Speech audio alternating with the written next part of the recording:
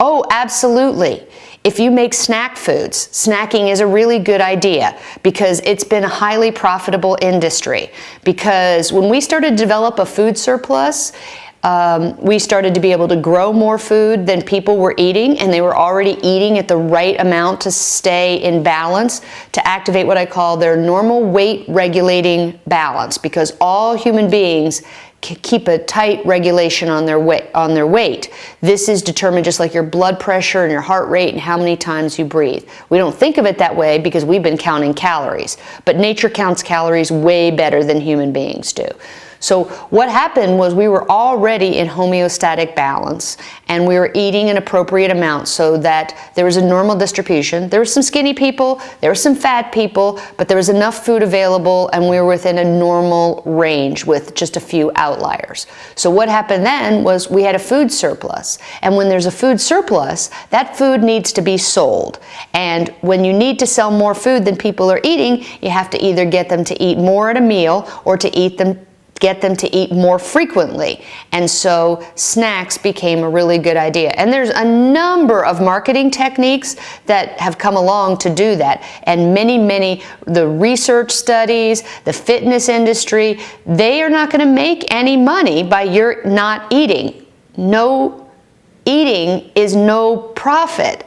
So the only way they would be interested in your not eating is if they said, while you're starving during the 3 hours that you don't have something to eat and you're putting your body into starvation mode, you have to take all these supplements at only $39.95 every 2 weeks because you might shut down all these metabolic machineries and things like that. And whether those things happen or not, they do in the laboratory on a very tiny scale. But in reality, we need to be realistic here. Just like a puppy, we do not have to eat all the time. We need to eat and we need to stop. And if you look at every culture across the world, when they don't snack, they have good weight. The cultures that have been most resistant to snacking, they're the ones who've been the most resistant to fatness, to putting on more weight than they want to have. And now their adults are still holding on to it because they've been acculturated, but countries like Japan and France and China, who never had a problem, they were always the slimmest of countries, their children are starting to show this snacking behavior because basically their children are still eating like babies, which is around the clock, like they have a teeny tiny digestive system, and they're just drinking a little bit from their bottle, and then they need to get another bottle. And those children, they're sucking on a juicy box, they're not sucking on a bottle, and they're getting bigger and fatter. And it's distressing the adults, and what they're trying to do is put them on a diet. They don't need to put them on a diet. They need to stop feeding them every 2 hours and thinking that they're going to be in starvation mode just because they say, I'm hungry. That's what children always said. And then what perhaps the better response to that was, you can wait until dinner. You can wait until breakfast. You can wait until the whole family sits down. And if they say, I'm starving, you say, I promise you won't.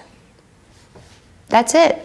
The kitchen needs to be closed sometimes. The lunchbox needs to be closed. And all the little sippy cups need to be gone completely because there is no juice in nature, no sports drinks for your little soccer player, there's no sweetened drinks and beverages. This is what's really putting the weight on our kids. We need to have them drink their milk and then have them drink their water when they get old enough. And they don't need those other beverages that really mess with their metabolism and keep them in the hormonal fat storage status. Because we're seeing kids that have metabolic disorders by the time they're 12, 15 years old. Problems with their liver, problems with their blood pressure, problems with their blood sugar. And we've never seen this before. So the good part of this is it's helping us focus that weight is about wellness, but we've gotten it backwards because we think that when you gain weight, you lose your wellness, but the weight gain is just a symptom of how we've already lost our wellness. It's an indication that we need to do something different, and that something different isn't lose weight. It's to change our hormones.